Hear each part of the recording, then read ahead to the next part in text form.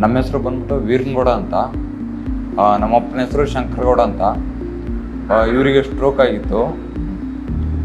Fortis ಹಾಸ್ಪಿಟಲಲ್ಲಿ ಒಂದು 15 ದಿನ ಅಡ್ಮಿಟ್ ಮಾಡಿದ್ವಿ. 7 ದಿನ ಇದು ICU ಇಟ್ಟಿದ್ರು. ಆಮೇಲೆ ಜನರಲ್ ವಾರ್ಡ್ಗೆ ಒಂದು 10-15 ದಿನ ಶಿಫ್ಟ್ ಮಾಡಿದ್ರು ಜನರಲ್ ವಾರ್ಡ್ಗೆ.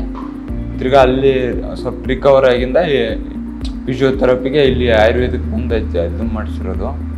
First ಮೂಗಲ್ಲಿ feed ಕೊಡ್ತಾಯಿದ್ರು. ಬರಬೇಕಾದ್ರೆ ಆಂಬುಲೆನ್ಸಲ್ಲೇ ಕರ್ಕೊಂಬಂದಿರೋದು, ಕುಂತ್ಕೊಳ್ಳೋಕೆ ಬರ್ತಾಯಿದ್ದಿಲ್ಲ. ಮೂಗಲ್ಲಿ ಫೀಡ್ ಕೊಡ್ತಾಯಿದ್ರು. ತಿರ್ಗಾ ಆಮೇಲೆ ಯೂರಿನ್ಗೆ ಪೈಪ್ ಹಾಕಿದ್ರು. ಆಮೇಲೆ ಇಲ್ಲಿಗೆ ಬಂದಮೇಲೆ ಒಂದು 7 ಡೇಸ್ ಆದಮೇಲೆ ಅದೆಲ್ಲ ರಿಮೂವ್ ಮಾಡಿದರು ಪೈಪು. ಇದು ಫೀಡ್ ಕೊಡೋ ಪೈಪು ರಿಮೂವ್ ಮಾಡಿಬಿಟ್ಟು ಗಂಜಿ ಕೊಡ್ತಾಯಿದ್ರು.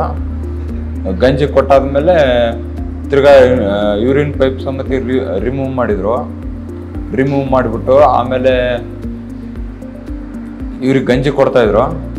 ಸ್ವಲ್ಪ ದಿವಸ ಗಂಜಿ ಕೊಟ್ಟಾದ್ಮೇಲೆ ಊಟ ಕೊಡೋಕೆ ಟ್ರೈ ಮಾಡಿದರು. ತಿರ್ಗಾ ಇವರು ಕುಂದ್ರೋಕ್ಕೂ ಬರ್ತಿದ್ದಿಲ್ಲ. ದಿಂಬು ಕೊಟ್ಟು ಕುಂದಿರ್ಸ್ತಾ ಇದ್ವಿ. ಈಗ ಆರಾಮಾಗಿ ಕುಂದಿರ್ತಾ ಇದ್ದಾರೆ. ಎಲ್ಲ ಫಿಸಿಯೋಥೆರಪಿ ಎಕ್ಸಸೈಸ್ ಅದು ಮಾಡಿಸೋದ್ರಿಂದ ಇವರು ಸ್ವಲ್ಪ ನಡೆಯೋಕ್ಕೆ ಟ್ರೈ ಮಾಡ್ತಾ ಇದ್ದಾರೆ. ಈಗ ಸ್ವಲ್ಪ ನಡೀತಾ ಇದ್ದಾರೆ. ಕುಂತ್ಕೊಳ್ಳೋಕೆ ಅದಕ್ಕೆಲ್ಲ ಚೆನ್ನಾಗಿ ಇದು ಮಾಡ್ತಾ ಇದ್ದಾರೆ ಈಗ.